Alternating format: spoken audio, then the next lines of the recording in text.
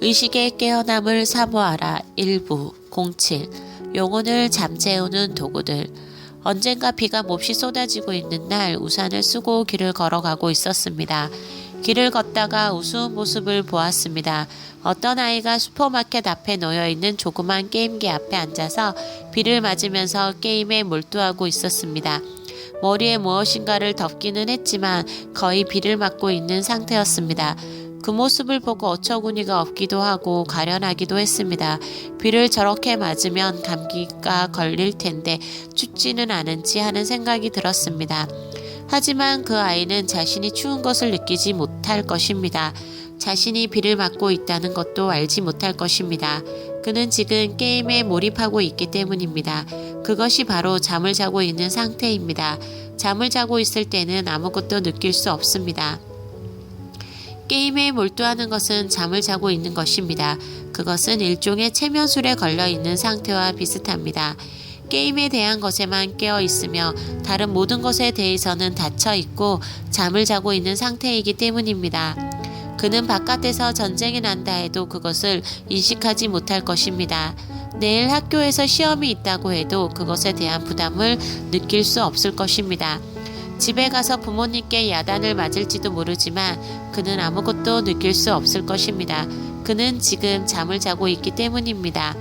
그의 모든 감각은 지금 죽어 있습니다. 게임은 사람을 동물로 만드는 것입니다. 아주 단순한 존재로 만듭니다. 기계적인 존재로 만듭니다. 아이는 비를 맞든 말든 온 힘을 다해 얼굴이 빨개져서 미친 듯이 손을 사용해서 키를 눌러댑니다. 그의 손은 기계적으로 움직입니다. 그의 머리는 멍청해집니다. 본능은 발달하고 영혼은 병이 듭니다.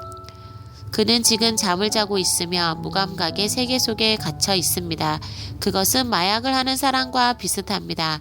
본인은 환상의 세계, 빛나고 아름다운 세계에서 황홀한 경험을 하고 있습니다. 그러나 옆에서 보면 그는 벽에다 머리를 기대고 꿈꾸는 듯한 표정으로 입에서 침을 흘리고 있습니다. 그는 잠속에 빠져 있습니다. 꿈속에 빠져 있습니다. 그래서 자신을 인식할 수 없습니다. 게임에서 깨어나고 잠이 깨면 그는 허무함을 느끼게 될 것입니다. 그는 오랫동안 잠을 잤기 때문에 이 현실의 세계, 깨어있는 세계에 적응하기 어렵게 됩니다. 그래서 그는 다시 잠을 자기 위해서 게임의 세계에 들어갑니다. 그리고 바깥 세계의 문을 닫습니다. 그는 다시 행복한 잠 속으로 빠지게 됩니다. 감각의 세계, 쾌락의 세계, 그리고 영원한 파멸이 기다리고 있는 세계를 향해 나아가고 있는 것입니다. 그것은 도박도 비슷합니다. 도박에 빠진 사람들도 무지와 쾌락의 잠 속에 빠져듭니다. 그들은 윤리와 의무감과 양심의 소리와 모든 것을 잠재우고 오직 쾌락과 도피에만 깨어 있습니다. 그들은 잠이 들어 있기 때문에 아무것도 보지 못하고 듣지 못하는 것입니다. 그들은 환상의 세계에서 삽니다. 텔레비전에 중독된 이들도 상황은 비슷합니다. 드라마에 빠져서 몰두하고 있는 이들도 비슷합니다. 그들도 비슷한 꿈을 꿉니다. 바깥 세계에 대해서 잠을 자며 허상에 빠져서 그것이 실제인 것으로 생각하고 즐거운 꿈을 꾸려고 합니다. 그들은 자유로운 사람들일까요? 아닙니다. 그들은 노예들에 불과합니다. 그들은 연출자가 시키는 대로 행동하는 사람들입니다. 프로그램을 연출하는 사람이 사람을 울게 하려고 한 곳에서 그들은 눈물을 흘립니다. 연출자가 사람을 웃기려고 의도한 곳에서 그들은 웃습니다. 그들은 자유인일까요? 아닙니다. 그저 로봇일 뿐입니다. 웃으라면 웃고 울라면 웁니다. 화를 내라면 화를 내고 두려워하라고 하면 두려워합니다. 그들은 끌려다니는 노예일 뿐 자유인이 아닌 것입니다. 그들은 자기를 잃어버리고 로봇이 됩니다. 그리고 그 노예의 행복을 다시 느끼고 싶어서 다음 방영 시간을 기다립니다. 오늘날 이와 같은 사람의 정신을 잃어버리게 하는 도구들을 엄청나게 많이 있습니다. 아니, 이 세상 자체가 우리의 영혼을 잠재우는 것들로 가득합니다.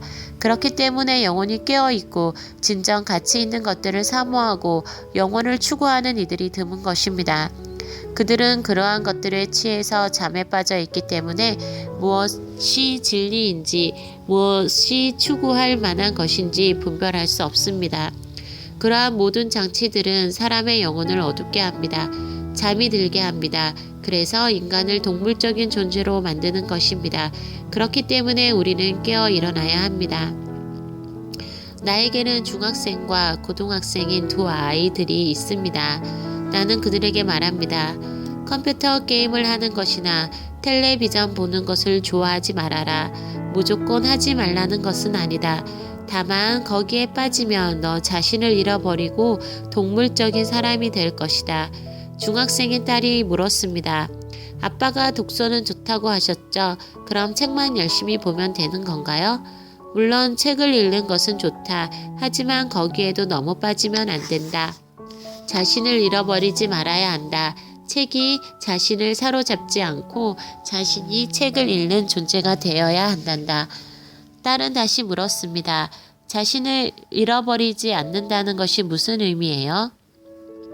책에 빠져서 저자가 원하는 대로 그대로 끌려가지 말라는 것이지 어디까지나 너 자신이 주체적이 되어 생각하고 느끼고 판단하라는 것이다. 책을 읽으면서도 자신을 느껴야 하고 주님을 붙잡아야 한단다. 텔레비전이나 게임보다는 낫겠지만 독서도 빠지게 되면 사람을 의외로 만들 수 있단다. 아하, 조금 알 것 같아요. 무엇에 몰두하고 있는 것은 다른 것에 대해서 잠을 자고 있는 것입니다. 그것은 꿈속의 삶입니다. 그러므로 거기서는 바른 깨달음과 인식을 가지기 어렵습니다.